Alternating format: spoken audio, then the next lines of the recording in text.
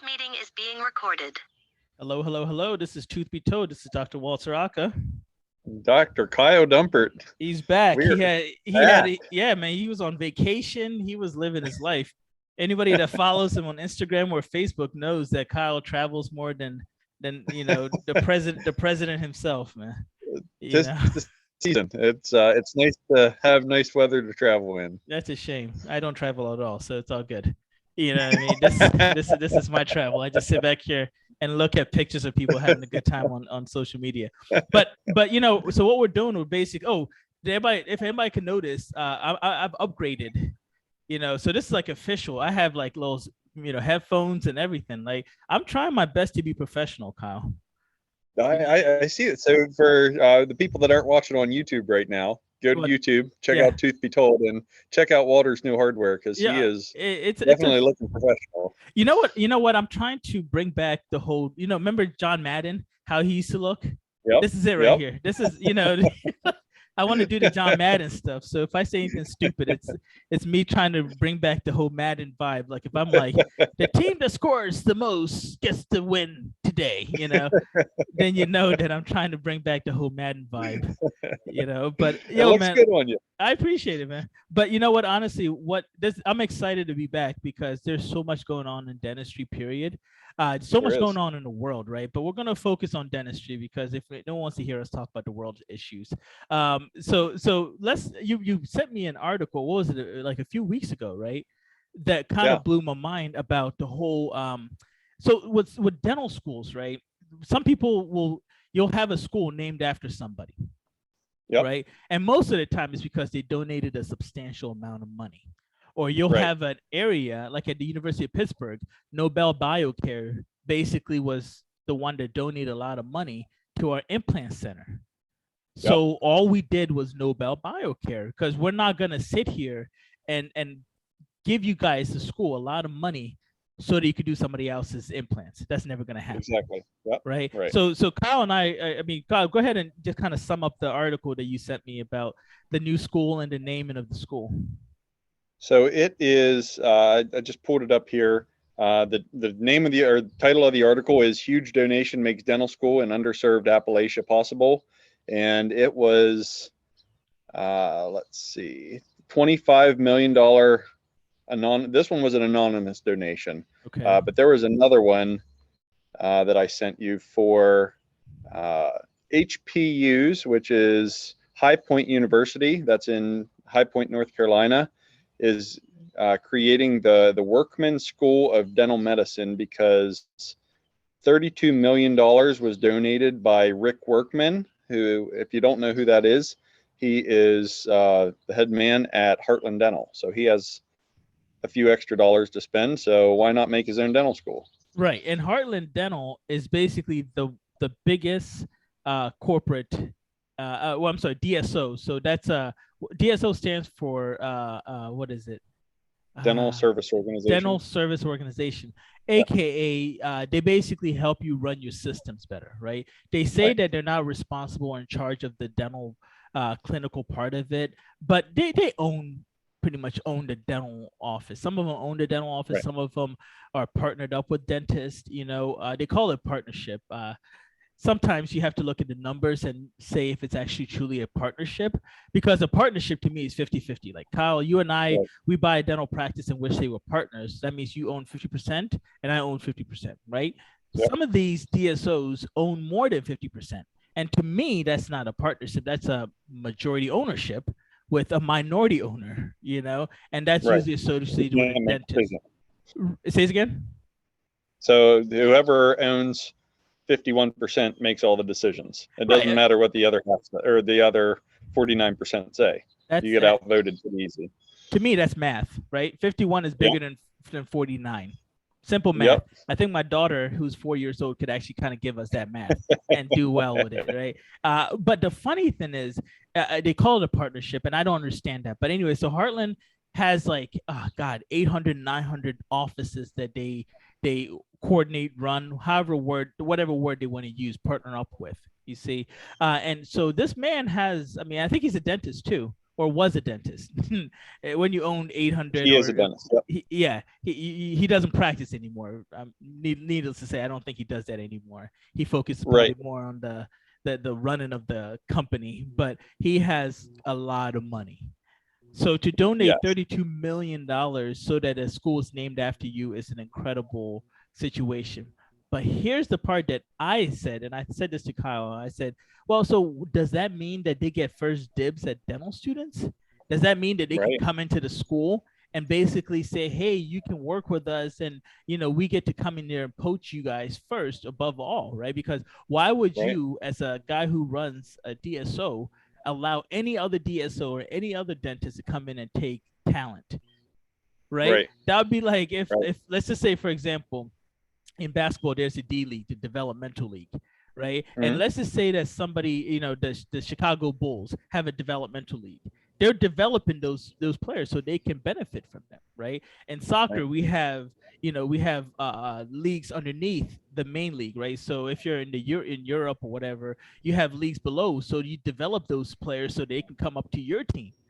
You don't Right. develop them so you can send them to other places without any profit or benefit, right?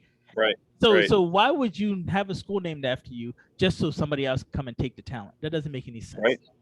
Yeah. So that And was a and go ahead. how many years does a typical dentist stay with a DSO? I've so far I've only seen like a year. Yeah. If So the numbers have changed, let me know. But I feel like they probably changed for less. Like they yeah, probably changed I for think like 9 months. well, I think they're locked into at least a year contract, which is pretty hard to get out of. So There I you think you're go. right on with that 1 year average of how long people are staying. But yeah, that's if you're looking for a way to recruit talent. I mean, starting your own dental school is uh, quite the nice way to go about it. Right. And so then my question also is, there has to be some kind of conflict of interest here. There has to be, right? I mean, I don't. I mean, is it just a name situation? So you're like, well, then the school's named after you doesn't mean you control the school, right? Because Right. I'm sure the Right. school has a board, and if I give you Right. 32 million, I must have a say in there somewhere. It's kind of like boosters, for like college football. People act like they don't have a say, but let's be honest, you Right. If know. I'm spending 32 million on something, I want to say on how things are A going to be run. handled at that school. Right. And that's the part that, and again, this anonymous donor is the same thing, right? To me, I'm like, they have to have a say in there somehow. If somebody knows better and can prove us Yeah, wrong, please come on. But I don't absolutely. see how this could be right. I don't see how this couldn't have conflict of interest written all over it, Yeah, but right? it's I mean dental school has become a business. Yes. So it's not surprising that somebody that is the number one recruiter and hirer of dentists in the country has found a way to select or have a pool of dentists to pick from where he doesn't have to go out and recruit quite as much. So it might not be so much as a donation, but a nice business investment for the company that he founded. Okay. So that's another avenue. And again, we're pessimists, right? So maybe this is the goodness of his heart. He wanted to start a school. I feel like if he wanted to donate, he could donate to a lot more other causes versus having a school What named after you. what I'm curious is what's the tuition going to be? Because Expensive. if it might be what would be interesting is you get to come to school for free at the Workman School of Dentistry, but you owe us 5 years or some kind of indentured servitude, much like the Army or the Navy or those programs. Well, we gotta be careful, Kyle, because I don't want to give him any ideas. You know what I mean? Like, I don't want him to be like, I don't want him to be listening because I'm sure he has nothing better to do than to listen to our podcast. So I don't want him to be listening to our podcast like a fan that he is, and then go, that's a really good idea. You know, like if you come here, it's on contingent on you working for Heartland for 4 or 5 years. Yeah. That would be amazing, actually. Heck, I might donate $1 or two. You know, Hey, that's if I can get some recruits out of there, Kyle, we yeah. should put our No. money together and at least raise like $500, at least, and then we can compete with him. Be like, Yeah, yeah. 32 million. Come on, here's 500. Don't spend it all in one place. We'll start a scholarship that says if you take our scholarship, you have to work with us for like at least 4 to 5 Yep. years. You know what I mean? I And mean, then it's after that, you owe us back something. I don't know. We'll put it together. I've heard of dentists doing this kind of thing for. I mean, we do it for assistants to send them to expanded function dental assistant school. Right. We'll cover your cost, or dental hygiene. We'll cover your cost of school. You owe us a number of years back. I don't. I'm sure there's dentists out there that are doing that for people going into dental school. Do you think So that's it's a good not that idea? far fetched of an idea. With tuition getting as high as it is to come out, that's everybody preaches go into the army, go into the military for their scholarship. Right. Owe them, however many years plus one back and come out debt free. That's quite a head start on things. Well, so what if you put your money towards somebody and they end up being a bust? Like they're not really productive and you've just paid for them to just sit around. Yeah, I'm sure there's stipulations with that kind of thing where, you're not, if you're not going to produce a certain amount, or you're not going to be a productive member, you have to meet a certain level of production or you owe that money back. But good luck trying to get that money back. I don't know how Right. that works. Right. Note. People are freezing tuitions left and right. You think that they're going to ask you to freeze your payment back? Right. Right. I mean, but yeah, man. So that was actually interesting. And then you and I were also talking about basically what's going on with the economy, right? And everybody's talking about recession. And I mentioned to you that I honestly don't think that it's going to hit dentistry until September, October area, when people come back from vacation. Because the summertime, everybody's on vacation, everybody's feeling good. Let me get as much done as possible. I think when people come back and realize, oh man, I need my wallet's a little emptier, my bank account's a little emptier. Okay, now what's actually truly important? Right. And I honestly am, again, I want someone to go. I want to go on record and say this, that people are going to start seeing a lot more cancellations come that time. And then what's going to happen is we're transitioning into this winter time, and the winter time comes with what? Flus, COVID, and all. So that's also going to be bumped up. Right. So I honestly believe that there's going to be a dark winter coming when it comes to the whole recession situation. People realizing I need to save, right? People realizing, hey, holidays are coming. So things like I'm going to speak for myself. Things like implants, things like maybe ortho, things that are aesthetically driven, not necessity needed. Things that aren't covered by insurance, I don't think patients are going to pay for. Veneers. I don't even think crowns people are going to pay for. So through the whole pandemic, with and now inflation, there's been a large movement online because insurance companies aren't giving you a higher fee schedule. So there is a big push online to drop insurance companies, go fee for service, because as our costs continue to rise, and insurance companies, there are even some that are decreasing the reimbursements, it really at some point becomes not economically feasible to participate in those insurances. And so I've talked to several people that are, and myself included, slowly going out of network with insurance companies. And I'm not sure how this is going to play out over the next couple of months if people need to rely more and more on their insurance. One, either they're not going to have any in-network dentists to go to, especially in smaller towns, smaller areas where there's not a lot of dentists. So that might be, you better brush up on your extraction skills, because that might be the patient's only option. Right. But yeah, I definitely see the aesthetic procedures, the elective procedures taking a big downturn, and people starting to hunkering down pretty soon. Well, but Kyle, here's the honesty too, right? Not everybody could. There's two things. Not everybody could go fee for service because a lot of dentists are very intelligent. And if you're on YouTube, I'm going to say this again: intelligent, because they decided let's all kind of stay in one area, usually downtown or in a metropolis area, versus expanding out to the rural areas where you won't be fighting with another dentist in the same building.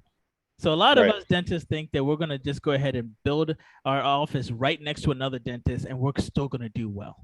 Right? And so then you basically are at the mercy of the insurance to do what? Take the insurance.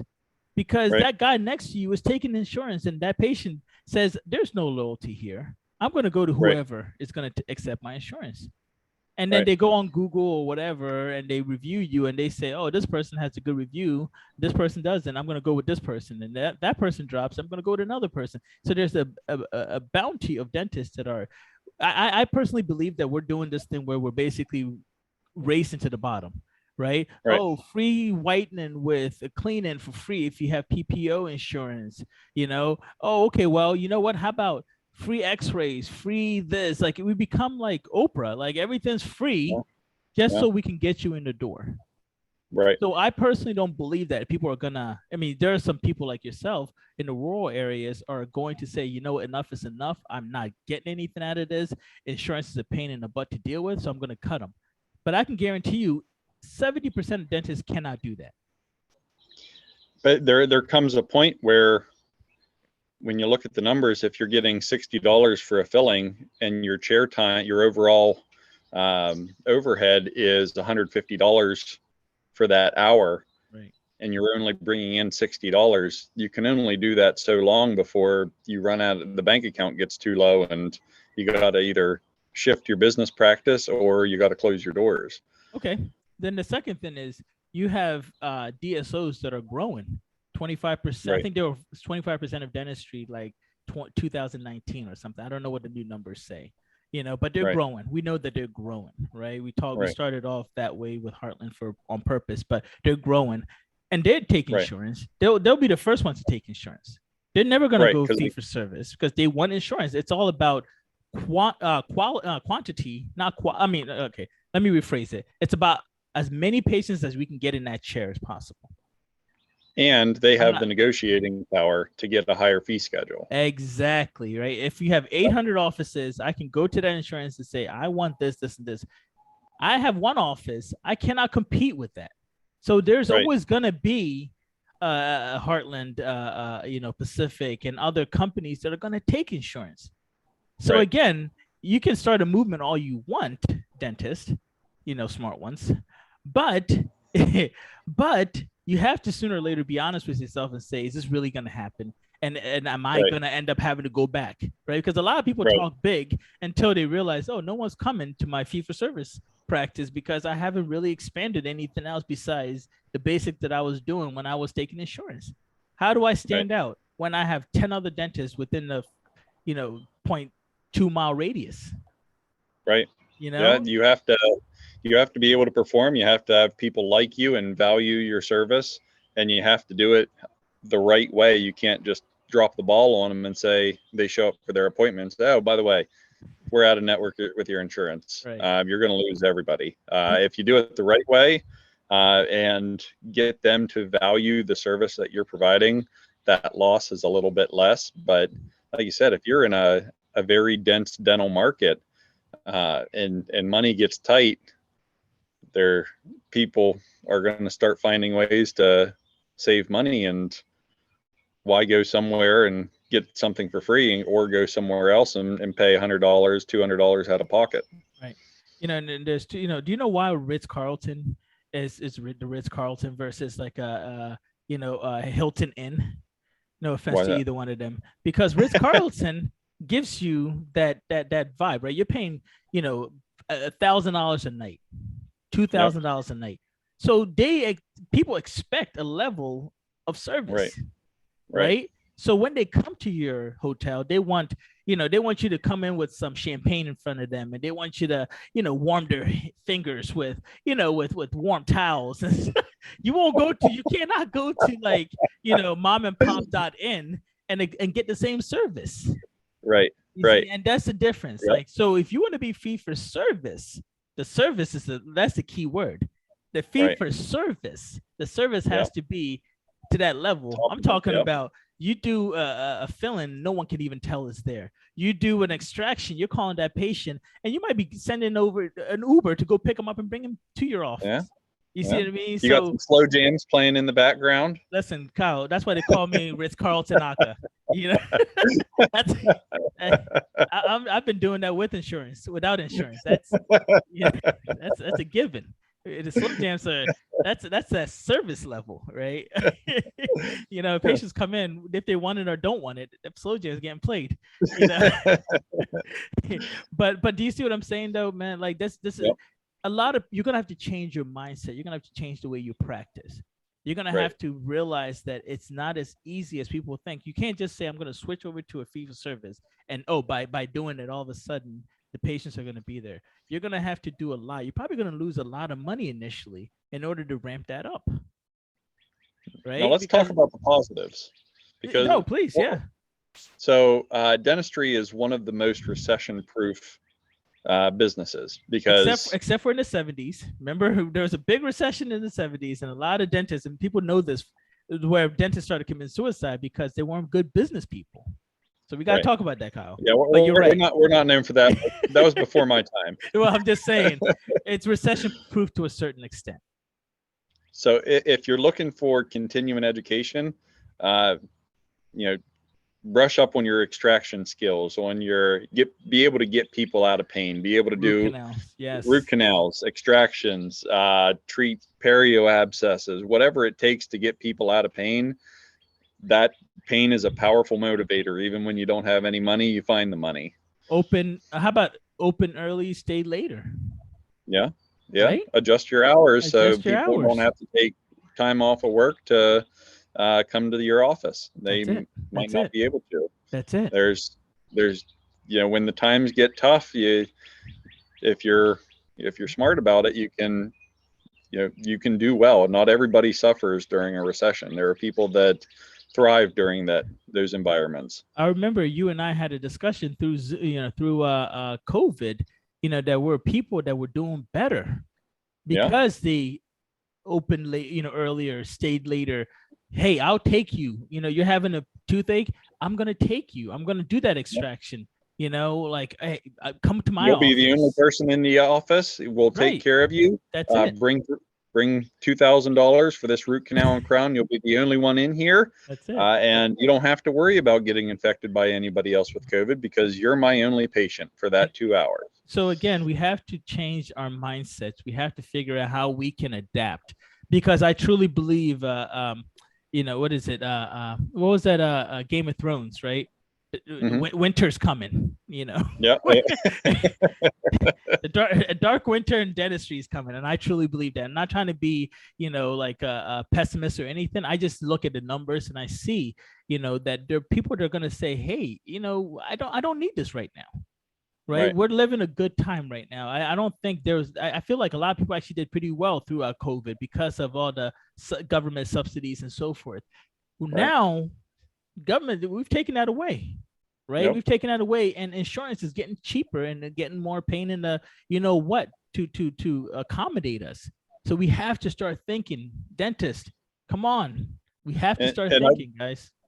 I'd like to make an open invitation. I know we have a lot of international listeners, but I saw an article this week actually about the supply chain issues in Russia, where because all of the supplies are imported into Russia, they're not able to do really a lot of dentistry at all. All of their implants, most of their materials are not manufactured in Russia. So with all the sanctions because of the war, the dentists aren't able to order supplies. So if there's any Russian dentists, I would love to hear what you're experiencing right now, what's going on with your country, because you're not worrying about a recession. You're right in the middle of some tough sanctions, and I'm curious what that practice environment looks like for you. I actually want anybody that's not in the U.S. to come on. Because everybody's affected different way, right? In the EU, you're affected. So remember, gas is an issue, right? So and like some electricity is powered by gas, right? Right. So are we increasing, to keep your office open? Remember, something that was maybe like a consistent percentage of your overhead, has that increased? Right. Right. So Are we you got in a to, country where there's blackouts and brownouts, and is right, that right. And uh, that's a the discussion. reliability of the power grid affecting you? Right. And if I'm doing surgery, am I going to all of a sudden lose suction, lose power to my clinic? Yeah. Right. Wherever you Yeah. guys are. So, I mean, if anybody's listening that really wants to come on, I mean, we'll make it easy for you. Please just come on and just let us know. Let us know what's going on. Let us know, you know, anything. We are very Yeah. excited to just talk to you. Yeah. It's Absolutely. realdentist@gmail.com. Realdentist@gmail.com. REAL dentist with an S at gmail.com. Please come on so that you can kind of let us know what's happening, because I think Yeah. with our international listeners, and we were very surprised that we had international listeners, by the way. So thank you. I'm always very surprised when I see who's listening. I'm like, I didn't even know we reached that far. But please come on and let us know, because we would love to have a conversation. We'll do the Zoom. We'll set everything up for you guys. Yep. We'll make it work. If Kyle and I are getting up, early in the morning, I do Yep. that anyway. We do that anyway, Kyle, just Yep. so that you could be comfortable and interview you and have a conversation with you on your time. We'll absolutely do that. But Yep. yeah, man, I think this is a good way to stop. But I just wanted to get on here and just have this conversation, man. Yeah, and get started back up again. Well, yeah. I mean, are you done with vacation, or are you gonna go like Never. surfing in But like Maui? it's been too long since we talked, so yeah, just wanted to get back on and get this started again. Good. See, so blame everybody. Blame Kyle. It wasn't me. Yeah, It it was wasn't me me this this time. time. It was not Walter's me. house is well. Yeah. He's It was not the house. I can't blame my kids, my wife, nobody. It was Kyle. 100% this was all Kyle. me this time. Yes. But no, honestly, guys, man, we've been getting some great feedback from the YouTube. Just type in, Tooth Be Told podcast on YouTube and you can watch us. We've been getting great feedback on the podcast in general, and I really, really am grateful for that. If you guys want to input and talk about anything, we're very laid back, guys. I don't think if you noticed this, we're not very professional. We Not at all. we just talk about stuff that bothers us, and I think if it bothers us, we've found a way that it seems to kind of affect others as well in the dental field, because they'll come like, hey, yeah, man, I was thinking about that too. So if anything, let's just have people come join us. And quick shout out to Dr. Leroy Horton for his article in the most recent Dental Town magazine. So check that out. Yes, great article. And honestly, he's more famous than we are, man. So He really is. maybe we could just use him as a platform jumper. That's right. We'll bring him on so that we can get some clout. You know what I mean? So, all right. Well, we're gonna get off of here because my kids are looking in the window and staring at me like I am a deadbeat father. So, and come in, Serena. Come in. But yeah, come on, Serena. Come say hi. You want to come say hi? All right. Right here. Ah, there she is. See? So yes. Hi, Serena. She can't hear me. No, she can't hear you guys. But yeah, so we're gonna go ahead and let you guys go. Thank you, Kyle, for jumping on, and we will talk later, brother. Yes, sir. All right, man. Take care. All right, see you. Bye-bye.